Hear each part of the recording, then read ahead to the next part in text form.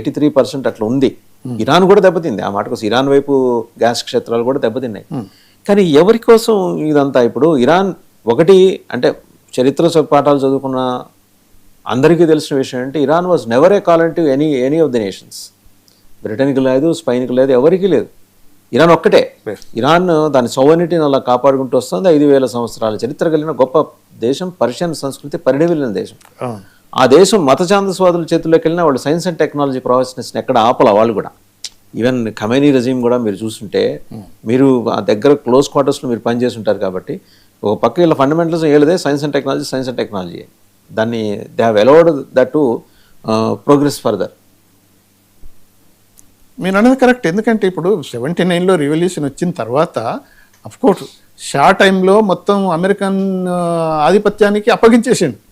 వాళ్ళ కంపెనీస్ మొత్తం ఎస్టాబ్లిష్ అయ్యి ఆయిల్ ఎక్స్ప్లోరేషన్ అంత ఎక్స్ప్లాయిటేషన్ అంతా వాళ్ళు చేసుకున్నారు. 79 తర్వాత మొత్తం ఈ నేచురల్ రిసోర్సెస్ అన్నీ నేషనలైజ్ చేసిన తర్వాత అమెరికన్ క్యాపిటలిస్ట్ అందరినీ తరిమేశారు. ఇప్పుడు ఏంటంటే ఆ తరిమేసిన తర్వాత కూడా వాళ్ళు ఏదైతే మీరు అన్నారు కదా శాస్త్రీయంగా అంటే సైంటిఫిక్గా అడ్వాన్స్డ్ ఇప్పుడు చూసాం కదా, ఇంత మైటీ నేషన్ తోటి వాళ్ళ ఆల్మోస్ట్ ఈ వార్ ప్రిపరేషన్ నిన్న మొన్న జరిగింది కాదు, 2 దశాబ్దాల నుంచి అంటే ఆల్మోస్ట్ 20 years ప్రిపరేషన్ వాళ్ళది. వాళ్ళు రెజీమ్ స్టార్ట్ అయినప్పటి నుంచి వాళ్ళు ఆ రోజే ప్లాట్ఫామ్ రెడీ చేసుకుని ఉంటారు సార్. నేచురల్గా ఏదో ఒక రోజు అమెరికా తర్వాత అన్ఫార్చునేట్గా ఏంటంటే ఇజ్రాయెల్ ఇప్పుడు ఇప్పుడు ఇప్పుడు మనకు క్లియర్గా తెలుస్తుంది ఏంటంటే ఇజ్రాయెల్కు అమెరికాకు ఉన్న టార్గెట్స్ లేకపోతే ఐడియాలజీలో ఇప్పుడు డిఫరెన్సెస్ వచ్చేస్తుంది. అమెరికన్స్కు ఇప్పుడు ఏదో పోయి ఏలు పెట్టాము, ఏలు కాలిపోయింది, సరే ఎనఫ్ ఈజ్ ఎనఫ్, ఏదో ఇప్పుడు మనకు గల్ఫ్ కంట్రీస్ అన్నీ మళ్ళీ చివరికి అమెరికా పో అనే స్టేజ్కి రాకూడదు, మనది ఇంకా ఆధిపత్యం కంటిన్యూ అయ్యేటట్టు ఉండాలంటే మనం తాడు తెగిందాక గుంజొద్దనే అర్థమైంది వాళ్ళకు. కానీ నెతన్యాహు ఏంటంటే అమెరికా టార్గెట్స్ ఎక్కడున్నా కానీ ఇజ్రాయెల్ది మాత్రం మెయిన్. ఇరాను ఏమన్నదంటే ఎగ్జిస్టెన్షియల్ థ్రెట్ టు ఇజ్రాయెల్ అంటుంది కాబట్టి అసలు ఇజ్రాయెలే ఇరాన్ను భూమి మీద లేకుండా చేయాలి అంటే కంప్లీట్గా నాశనం చేయాలనే పద్ధతిలో వాళ్ళు పోతున్నారు. సో బేసిక్గా ఇది రెజిమ్ చేంజ్ అనేది ఇప్పుడు అసలు సబ్జెక్ట్ కాకుండా పోయింది. కానీ ఇజ్రాయెల్కి అది మెయిన్ అయిపోయింది. సో అందుకని అదొకటి కాకుండా ఇదే అవకాశం అనుకొని అటు లెబనాన్ వెళ్ళి కొట్టేసుకుంటూ వచ్చారు. మొన్న సౌత్ లెబనాన్ చూస్తే అన్ని ఆల్మోస్ట్ ఆక్యుపై సొరంగాలన్నీ కొట్టేశారు. హెజ్బుల్లాస్వి కొట్టేశారు, చాలా మందిని కంటైన్ చేశారు, చాలా మంది చంపేశారు, 1000 మంది పైగా చంపేశారు. అటు అవును, more than million people displaced. మొత్తం డిస్ట్రాయ్ చేసి అది ఆక్యుపై చేయాలని వాళ్ళ ఐడియా. ఇదే ఇక మళ్ళీ ఛాన్స్ రాదు ఇజ్రాయెల్స్ అనుకునేది. ఇదే టైంలో ఎంత మ్యాక్సిమం ఎక్స్ట్రాక్ట్ చేసుకోవాలో, ఎంత ఆక్యుపై చేయాలో, ఎంత నాశనం చేయాలో అన్నీ చేసుకుందామని నెతన్యాహు పోతున్నాడు. కానీ అట్లీస్ట్ ఇప్పుడు ట్రంప్కి ఏంటంటే కొంతవరకు అఫ్కోర్స్ ఎంతవరకు నమ్మాలి ట్రంప్ అనేది అది మెయిన్ క్వశ్చన్ ఎప్పటికి ఉంటుంది. Trump is unpredictable, undependable 100%.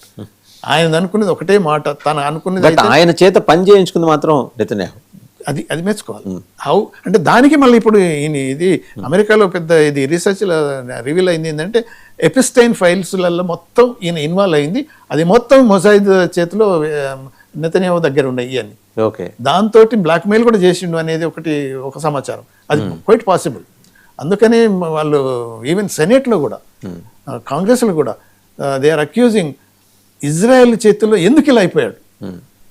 Israel అమెరికాను వారిలోకి దించి అనవసరంగా ట్రంప్ను ఇలా కన్విన్స్ చేయటం వల్ల ఇది జరిగిపోవటం వల్ల అమెరికా అంటే ఊహించలేనంత నష్టం జరుగుతుంది. ఇప్పుడు ఆల్మోస్ట్ జరిగిపోయినట్టే. ఇంకా ఈ వారు ఇంకా కొన్ని రోజులు కనుక ప్రొలాంగ్ అయితే యాక్చువల్గా మేజర్ లాస్ అనేది అమెరికాకు.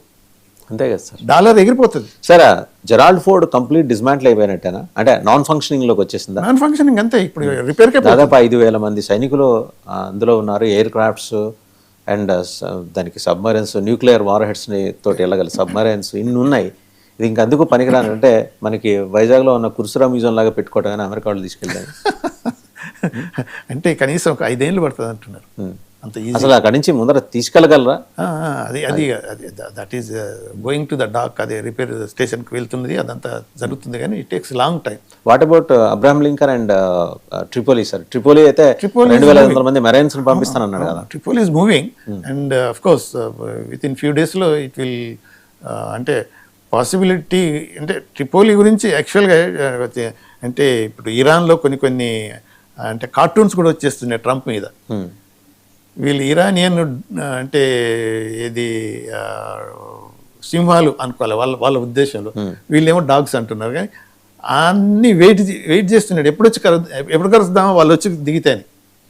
ఇరాన్ సింహాలు ఎదురు చూస్తున్నాయి దాడి చేయడానికి. మెరైన్స్ వస్తే ట్రంప్ ఏమనుకుంటే marines are the greatest soldiers on the earth, they can do any damn thing అని ఏదైతే మధురం తీసుకురాగానే అనుకున్నాడు. ఇన్ఫాక్ట్ దే డిడ్ గా సార్, ఒసామా బిన్ లాడెన్ విషయంలో కానీ అల్ జవేరీ విషయంలో కానీ ఈ నావీ సీల్సే కదా చేసింది మొత్తం ఆపరేషన్ అంతా క్యారీ అవుట్ చేసింది. కరెక్ట్. ఇప్పుడు దే ఆర్ కేపబుల్ ఆఫ్ పర్సనెస్ ని మనం అండర్ ఎస్టిమేట్ చేయకూడదు. దే ఆర్ కేపబుల్, బట్ అందుకనే కదా ఇప్పుడు పాజు ఇచ్చింది అనేది. తర్వాత పెంటగాన్ కూడా ఎప్పుడు వార్నింగ్ ఇచ్చేసి we need more preparation, we need more resources అనేది. ఎందుకనంటే ఏదైనా ప్రాపర్గా చేయాలి. నువ్వు నిద్రలేసి ఓకే ఇది కావాలంటే కాదు. ట్రంప్ ఏం అలా చేస్తున్నాడని ఇప్పుడు అంత వాళ్ళ క్లోజ్ ఎయిడ్స్, అడ్వైజర్స్, ఈ మాగా సపోర్టర్స్ ఆల్మోస్ట్ స్ప్లిట్ కాదు, మెజారిటీ అపోజ్ చేస్తున్నారు. అంటే 78% of Americans now they are opposing this American involvement in Iran war.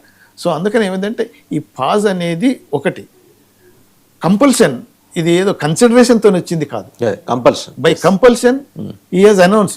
కానీ మీరు అన్నట్టు అండర్ ఎస్టిమేట్ చేయడానికి వీల్లేదు.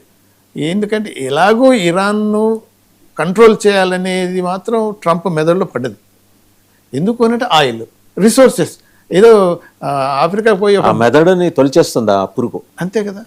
ఇప్పుడు ఇరాక్ యుద్ధాలు చేసి ఇది అన్ఫార్చునేట్గా weapons of mass destruction create చేసి దాన్ని ఆక్యుపై చేసి అక్కడ గల్ఫ్ మొత్తంలో జీసీసీ కంట్రీస్ అన్నిటినీ వాళ్ళు ఎలాగో వాళ్ళు అలీస్ చేసుకోవటం అనేది, లేకపోతే ఎలాగో ఆ రిసోర్సెస్ కంట్రోల్ చేస్తున్నారు.